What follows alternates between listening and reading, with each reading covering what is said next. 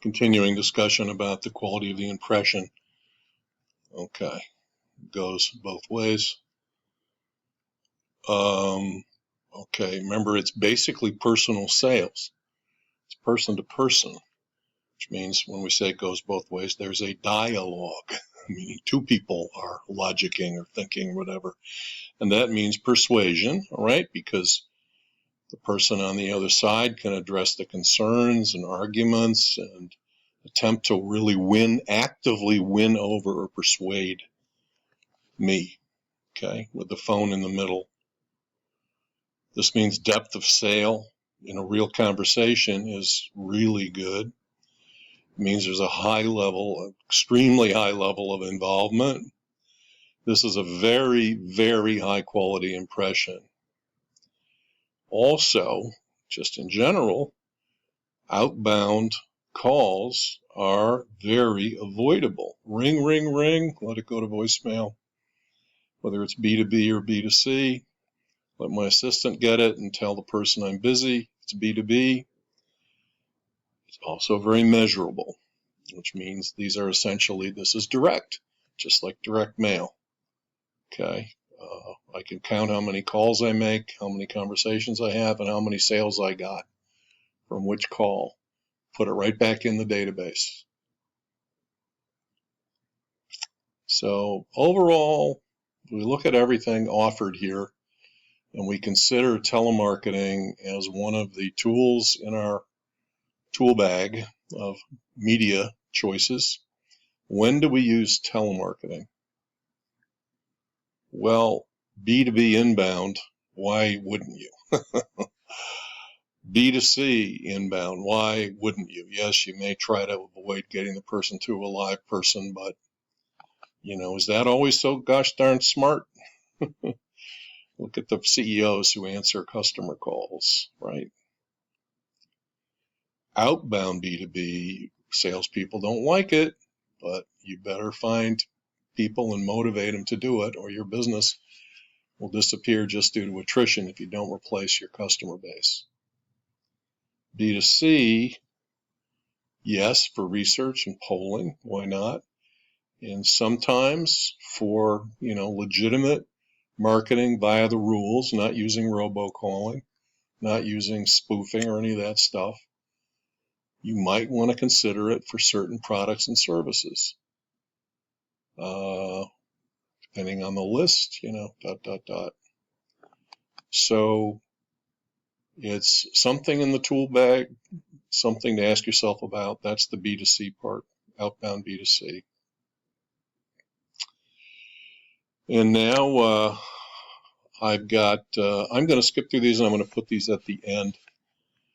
I think I have two more really short videos about telephones. This is the one where you see all the people enjoying being on the phone. Now, the woman on the list is from a music, it was a Broadway hit called Bye Birdie. It's based on really Elvis Presley. There's this rock star, which all the teenagers love, who all the teenagers love, named Conrad Birdie. Some of you may have been in this in your high school, for all I know. It's your high school musical. But this is the movie based on it, which was made a few years later. The Broadway show made Dick Van Dyke a star. I don't know if you've heard of Dick Van Dyke. He had the Dick Van Dyke Show in the 60s, one of the best sitcoms ever, produced by Carl Reiner, Rob Reiner's father. And then he was in one of those murder mystery things. I can't think of the name of it. He also was in the original Mary Poppins as Bert, the chimney sweep. But I think he has a small part in the remake or in the Mary Poppins 2. But the woman on the left, as I was saying, is Anne Margaret. She was a terrific dancer. She was in Viva Las Vegas with Elvis Presley. And this is all about how high school kids in the late 50s and early 60s and into the mid 60s love to talk on the phone. So you'll see this. And then I'm going to try to move it along here.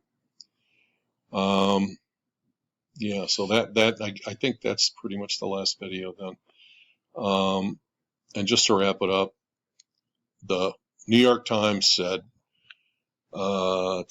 yesterday, Okay, today is Monday the 13th. So on Sunday the 12th, they have a big article, The Humble Phone Calls Made a Comeback, and this is about what we've been saying, that people want to be on the phone with people. And that's what makes this, one of the things that makes this discussion of telemarketing especially relevant right now. So what do we talk about today? What did we talk about? Oh, I'm not going to repeat everything, but because I'll be here for another 10 minutes just summarizing it. And none of us want that.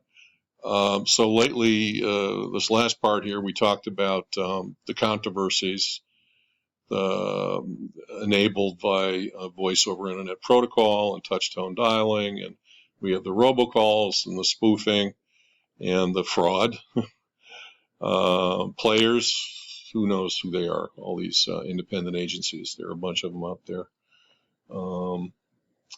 But call centers do provide a lot of flexible jobs, decent jobs for people, particularly in rural areas that need something flexible. And a lot of millions of people have jobs there, and it's important.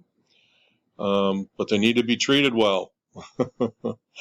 We talked about the CPM as being like $2,000 plus for every real connected phone call. And wow, that's a lot of money. But a face-to-face sales call is even more when you think about the salary you pay a salesperson to do 1,000 face-to-face sales calls in a year. I mean, if someone does 3 a day, let's see, that's about 1,000. So, you're paying somebody $80,000, $100,000 or something a year to make 1,000 face-to-face sales calls. So 2,000 to 4,000 on the phone, 80,000 to 100,000 for a live sales call.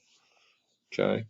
We talked about, showed you some scams running now, robocalls for COVID-19. I hope you played them.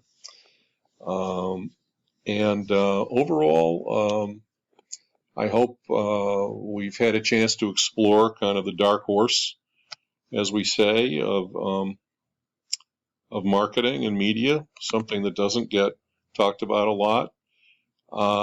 It's the first time I've lectured on it, although, as I said, it is in the direct and interactive basic marketing textbook. It's got its own chapter, and it deserves it. And all of you, hopefully this exploration has kind of shed some light here onto this dark horse, so that we know him or her a little better, and you will put that to good use as you move forward in the great careers I know you are all heading for, and you will be.